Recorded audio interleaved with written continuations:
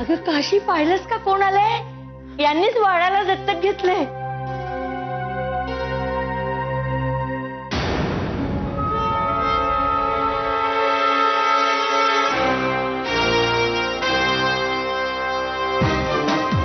आई,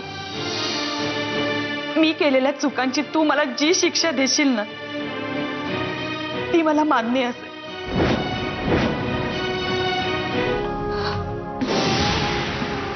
कामिनी बहिणींमधला हा बदल बघायचं काशीच्या नशिबात नव्हतं. हे बघा, काळजी घ्या त्याची.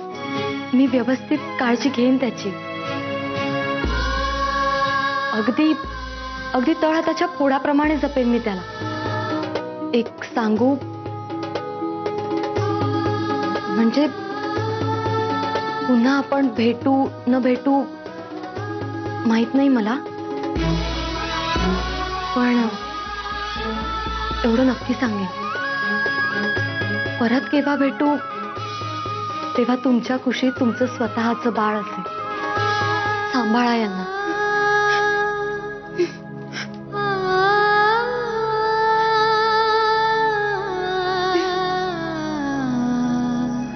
अगो ते आता काय सांगायचं तुम्हाला?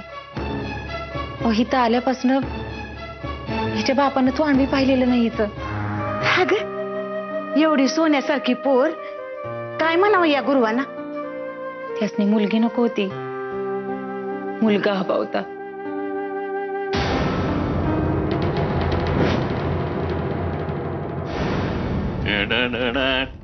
राणी सरकार दूध. अगं बाबा, नाही म्हणजे इतक्या वर्षानंतर आज मला कळलं की तुम्हाला सगळी कामं करता येतात, ते बी यांच्यामुळं. हे काय फक्त दूध? बिस्किट वगैरे राहू दे. बिस्किट आणायला आणखीन वेळ लागेल. आम्हाला आंघोळ करायची, गरम पाणी लागतं. अशा कामांची सवय नाहीये आम्हाला. काय बायको आहे ना, ती सगळी इच्छा पूर्ण करणं आमचं कर्तव्यच आहे. ठेवतो राणी सरकार. बिस्किट, दूध, पाणी, आंघोळी. बाप्पाजी बाप्पाजी असं काय असं काय? काशीची काळजी वाटते हो.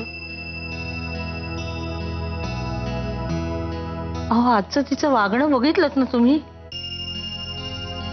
काही केला त्या बाळाला सोडायलाच तयार नव्हती. जसं काय ते बाळ तिचं स्वतःच होतं. तीच त्या बाळाची आई आहे. हो, खरं म्हणजे ही गोड बातमी त्यांच्याकडून यायला हवी. होय हो, पण एकदा मन पोळलं ना की हिंमतच होत नाही. गोखलेबाई, बाळाच्या बाबांबद्दल कोणी काही विचारलं तर काय सांगायचं, कसं सांगायचं हे तुम्ही ठरवायचं. लक्षात येते ना मी काय बोलते ते? भाऊ काका, ते पाकिट त्यांना द्या.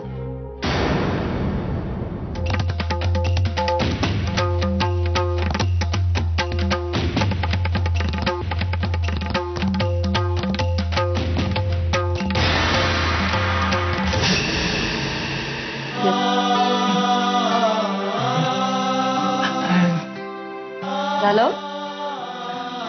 आता घ्या जरा याला. आता मी घेऊ.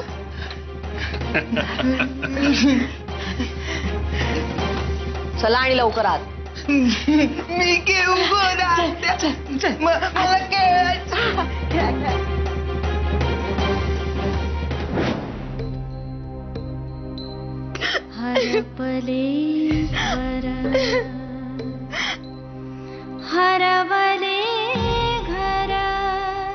तुम्ही नका काळजी करू. अगदी अगदी तळहाताच्या फोडाप्रमाणे जपेन मी त्याला. परत केव्हा भेटू तेव्हा तुमच्या कुशीत तुमचं स्वतःचं बाळ असेल. आली आली भाग्यलक्ष्मी.